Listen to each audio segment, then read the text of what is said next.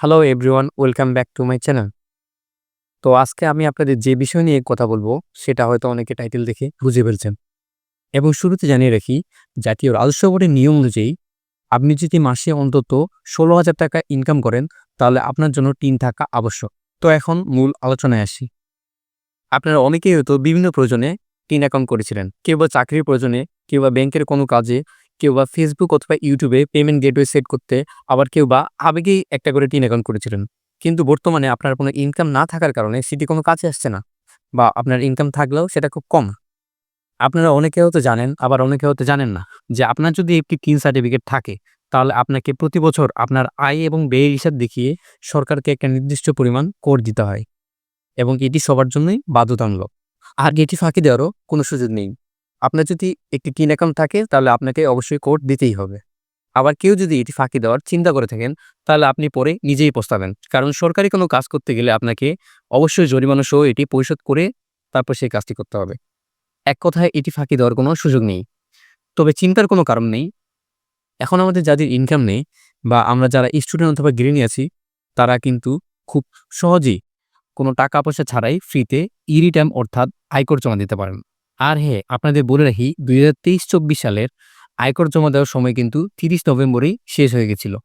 পরবর্তীতে জাতীয় রাজস্ব বোর্ড এই তারিখ পরিবর্তন করে ৩১ ডিসেম্বর পর্যন্ত বর্ধিত করেন। অর্থাৎ আমরা যারা এখনো আয়কর জমা দিতে পারিনি, তারা ৩১ ডিসেম্বর পর্যন্ত এটি জমা দিতে পারবো। তো কথা না বলি, চলুন দেখে নিই কিভাবে ফ্রিতে আয়কর জমা দিব বা জিরো রিটার্ন সাবমিট করব। তো ভিডিওটি স্কিপ না করে সম্পূর্ণ ভিডিওটি দেখতে থাকুন। তো জিরো রিটার্ন সাবমিট করার জন্য আমাদের প্রথমেই একটি ই-রিটার্ন অ্যাকাউন্টের প্রয়োজন হবে। তো এর জন্য আমরা আমাদের কম্পিউটারের যে কোনো একটা ব্রাউজারে চলে যাব। যাওয়ার পর সার্চ বারে ই-রিটার্ন লিখে সার্চ করব। এরপর প্রথমেই যে ওয়েবসাইটটি আসবে আমরা সেটির উপর ক্লিক করব। এরপর আমরা দ্বিতীয়তে ই-রিটার্ন নামে যে অপশনটি থাকবে সেটির উপর ক্লিক করব। এখানে একটি পপআপ মেসেজ দেখাচ্ছে, যেটাতে বলা আছে আমাদের কি পূর্বের অ্যাকাউন্ট আছে নাকি নেই।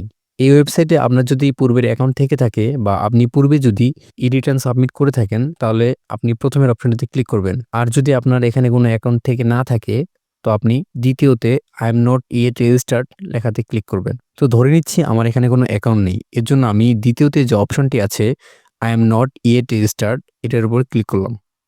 এরপর আরও একটি পপআপ মেসেজ দিয়েছে, যেটাতে বলা আছে যে ব্যক্তির ফোন নাম্বার দিয়ে ই-রিটার্ন অ্যাকাউন্ট করব সেই ব্যক্তির নামেই যেন সেই সিমটি তোলা থাকে।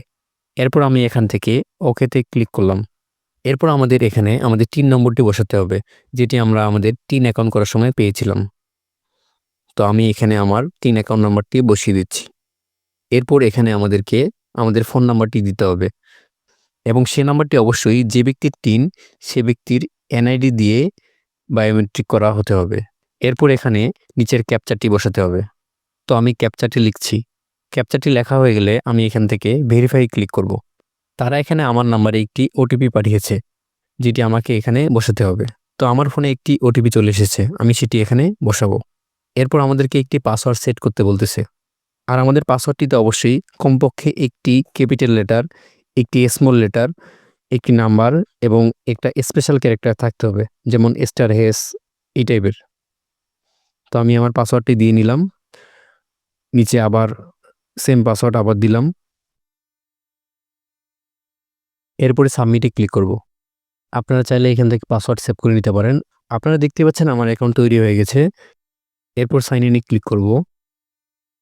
এরপর আমাদেরকে আমাদের টিন নাম্বার এবং পাসওয়ার্ড দিয়ে লগইন করতে হবে। তো এরপর আমি আমার টিন নাম্বার এবং পাসওয়ার্ডটি দিলাম। দেওয়ার পরে নিচে ক্যাপচারটি পূরণ করব।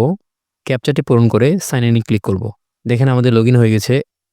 এখান থেকে আপনার সব তথ্যগুলো দেখাবে। এখান থেকে আপনি চাইলে আপনার কোনো তথ্য এডিটও করতে পারেন।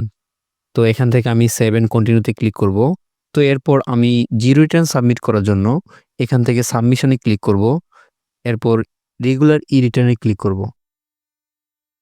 এখানে আপনাকে সাল, দিন, তারিখ কোনো কিছুই পরিবর্তন করতে হবে না। শুধুমাত্র একটি জায়গায় পরিবর্তন করতে হবে।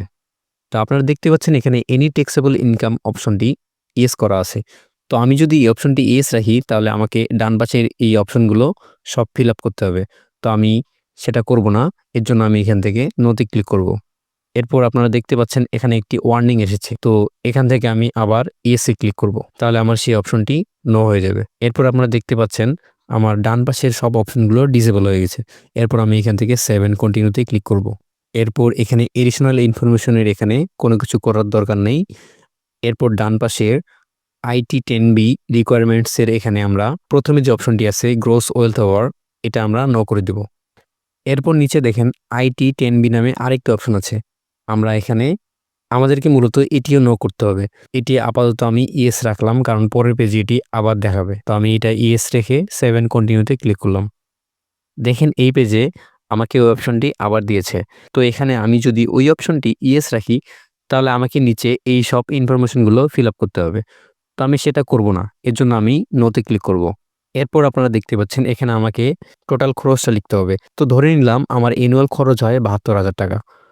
আপনারা এখানে সর্বোচ্চ ১,৫০,০০০ টাকা পর্যন্ত দিতে পারেন। তো আমি এখানে ৭২,০০০ টাকা দিলাম এবং কমেন্টে লিখব অ্যানুয়াল এক্সপেন্সেস।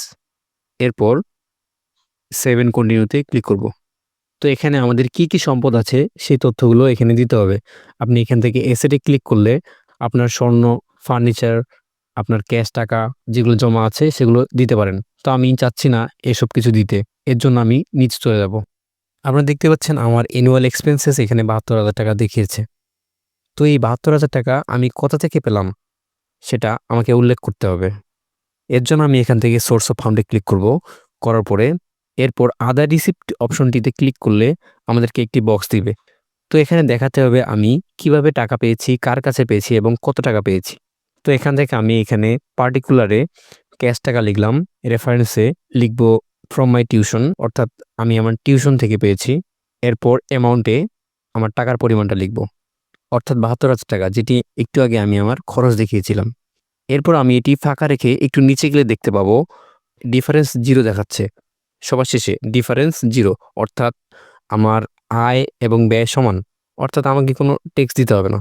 আপনাদেরকে শুধু এখানে একটা জিনিস মাথায় রাখতে হবে যে আপনি এখানে যত টাকা আয় দেখাচ্ছেন এবং ব্যয় দেখাচ্ছেন সেটার ডিফারেন্স যেন 0 হয়। তো এরপর আমি এখান থেকে 7 কন্টিনিউতে ক্লিক করব। এরপর আপনি কোথায় কি খরচ দেখিয়েছেন এবং কি ইনকাম সোর্স দেখিয়েছেন সব এখানে তথ্য দেওয়া থাকবে, আপনারা পারলে চেক করে নিতে পারেন। এরপর আপনারা এখানে নিচে দেখতে পাচ্ছেন আমার পেয়েবল অ্যামাউন্ট 0, অর্থাৎ আমাকে 1 টাকাও দিতে হবে না।